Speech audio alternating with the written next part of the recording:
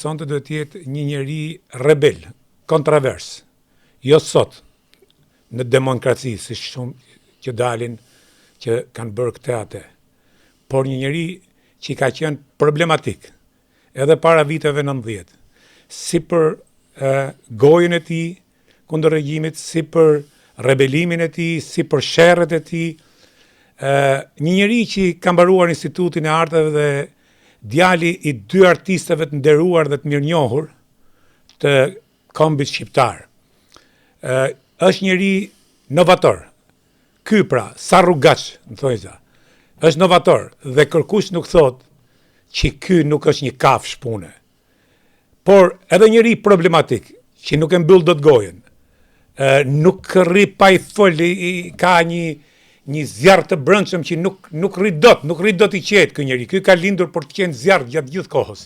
Si në punë, si për kundërshtitë e tij, si për ato që ky mendon që janë keq. Dhe ky njeri ka realizuar një punë të madhe me vullnetin e tij që i ka çuditur gjithë, sepse është ai rrugaçi i para 90-s.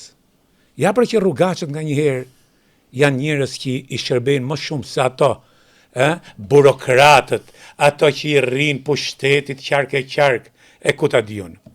Sonte të dashur do të keni një intervistë Hard Talk me djalin e dy artistëve, siç thash, Mimika Luca dhe Ndrek Luca.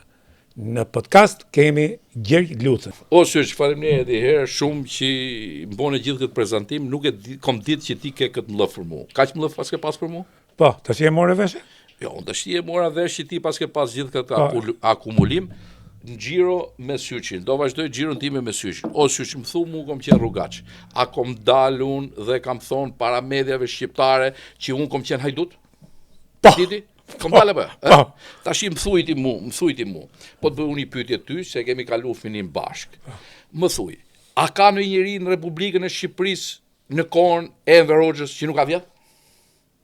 Ja. Në qoftë se mu këta që më dalin të moralshëm dhe më thonë mu që unë në kohën e Enver Hoxhës nuk kam vjedh. Kur unë kam dalë dhe kam thonë që gjithë populli ka qenë hajdut. Pa. Dhe unë kam qenë një nga hajdutët, se u çuditën me se duhet vërtetoj këto që thuti rrugaç, ku është rrugaçëria ime? Rrugaçëria ime është që unë kam thonë të vërtetën para mediave. Dhe kam thënë që unë kam qenë hajdut, po gjithë ky popull ka qenë hajdut. Pra ne të thokën hajdut dhe sot. Po, dhe tash ti këta vazhdojnë me të njëjtën mënyrë, më thonë hajdut, po tash është pronë private, ky është problemi. Syç. Dhe unë si hajdut i specializuar i komunizmit, me thonë të drejtën, syç kam qenë i talentuar. Ju e dini gjithë kur vija me shufrat e sallamit, që vija nga kombinati ushqimor. Ta kupton, i mesha pallonet e gjona dhe i fuça shufrat e sallamit, poshtë pallona ka qenë një ramiz te kaldaja, kupton. Me atë villshim të dy dhe shkojshim shitshim doktorave. Veshim një lekë, shkojshim luajshim bixhas.